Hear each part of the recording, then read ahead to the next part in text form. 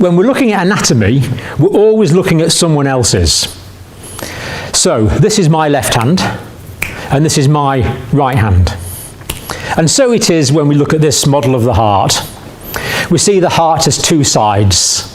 The right side here, and this is the left side of the heart here. And in the middle, underneath this vascular bundle here, is the cardiac septum that's dividing the left heart from the right heart. So there's two sides. And the right side of the heart is pumping blood to the lungs, and the left side of the heart is pumping blood to the body. Now at the top of the heart here, remember we're on the right side now, this chamber here is the right atrium. The right atrium. And we see that that is receiving blood from two major vessels. This one up the top is the superior vena cava, bringing blood back from the top half of the body towards the heart. This is the inferior vena cava, bringing blood back up from the bottom half of the body. And actually in there's another little tiny vein in there. I'm going to tip it over so you can see it. It's a little tiny vein right in there. That's the third vein that drains into the right atrium, and that is the drainage of the coronary sinus. And that's actually draining blood back from the veins of the heart itself. So superior vena cava, inferior vena cava, draining blood back from the body, and we notice that this vein is blue, and that vein is blue. That means it's carrying relatively deoxygenated blood from the body. It's actually not fully deoxygenated, but it's relatively deoxygenated, so it's clearer to have it in blue. From the atrium, the blood will go through this valve. A valve is a structure to ensure one-way flow of blood. So the blood can go from the atrium through to this chamber here, and this chamber is the ventricle, the right ventricle. So the blood will go through to the right ventricle. And then when the right ventricle contracts, that's going to close that valve off. And this valve actually has 1, 2, 3 cusps. So it's the tricuspid valve. It's the right atrioventricular valve, but it's tricuspid. And we notice it's held onto the wall of the heart via these tendinous cords, the chordae tendineae. And they're attached to muscles here called papillary muscles. And all this trabeculated bit here, these are the trabeculae carni, the little beams or the trabecula inside the heart. And that's important because when two smooth surfaces go together, there's a suction effect. And we don't want that in the heart, so it reduces the suction effect. And the blood flows through. So this right ventricle contracts, that closes this tricuspid valve. And can you see there's another valve there? It's also got 3 cusps. And because that vessel is leaving the heart, that's going to be an arterial vessel. And it's dark blue because it's carrying deoxygenated blood, which has returned from the body and gone through the right side of the heart.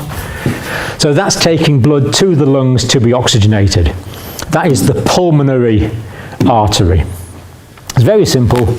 An artery is any vessel carrying blood away from the heart. A vein is any blood carrying blood towards the heart. So the superior and inferior vena cava are veins.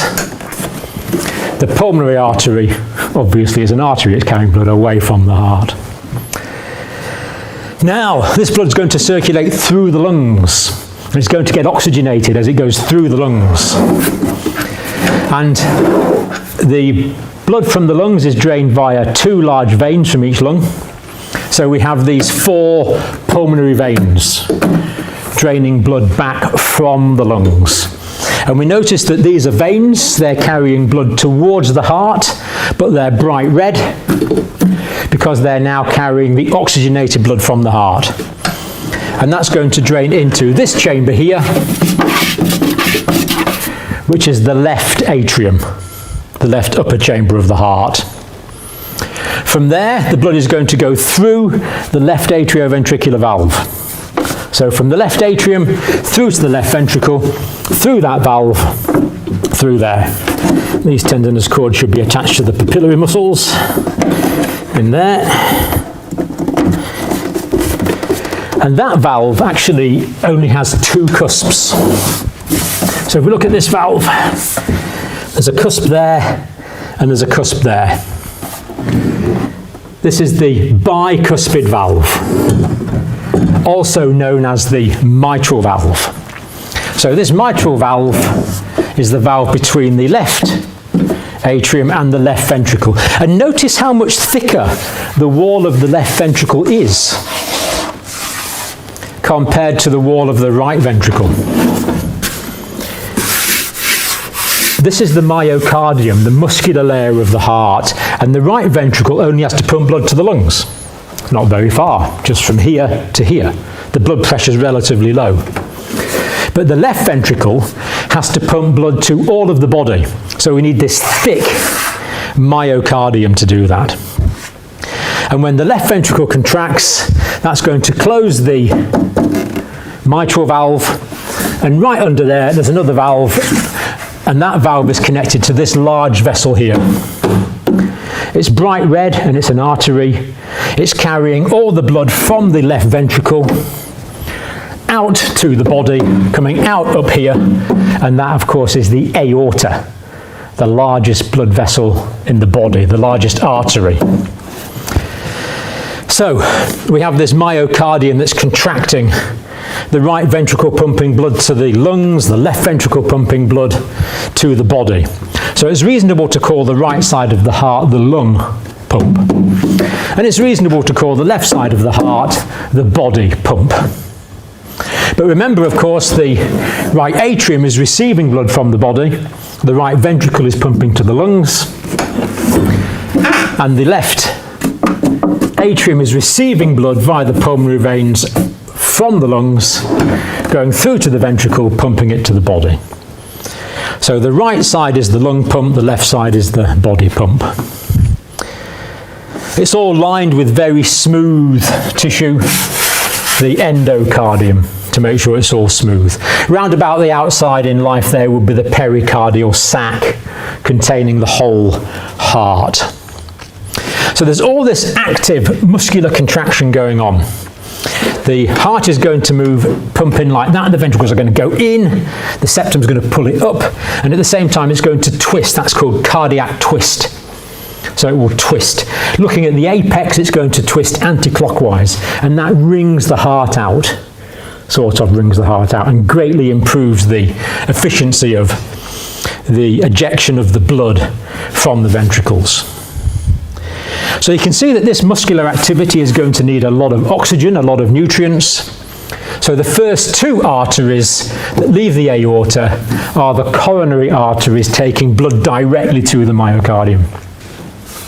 So we have the right coronary artery on this side, taking blood to the right side of the heart, and we have the left coronary artery here. The left coronary artery is dividing into 2, the circumflex going around the side to the lateral surface and the posterior surface, and this one going down the front, the left anterior descending. We don't want these blocks off, because if these get blocked off, that could be a coronary thrombosis, and that could cause a myocardial infarction. Part of this muscle could die. Very serious medical condition. We notice there's also cardiac veins carrying blood back. So this is a branch of the large or the greater cardiac vein taking blood back here. This vein is the coronary sinus. There's also a lesser cardiac vein coming from the right side, and the coronary sinus vein here is draining blood back into, as we noticed before, that's draining blood back into the right atria, ready to go to the lungs to be oxygenated again. So there we have the main structures in the heart. Right atrium, right ventricle. Left atrium, left ventricle. Superior vena cava, inferior vena cava going into the right atrium. Tricuspid valve. Cardiac septum in the middle. that vessel there is the pulmonary artery, taking blood to the lungs. Mitral valve on this side, taking blood, allowing the blood to pass from the left atrium to the left ventricle, but not go back the way. We don't want it to regurgitate back the way. We only want it to go the right way. Pulmonary veins taking blood into the left atrium. The aorta carrying blood from the left atrium. Mitral valve is the left atrioventricular valve. So they're the main structures to learn to begin with. And of course, they are regulating the flow of blood through the heart in one direction. The heart is essentially a pump, making sure the blood is pumped to the body and to the lungs and receiving the blood. And this whole circulatory system is going all the time. Your heart started working from about 6 weeks after you were conceived. And of course, it will keep working for all of your life. Quite an amazing structure. And to think it's only probably about the size of your own fist.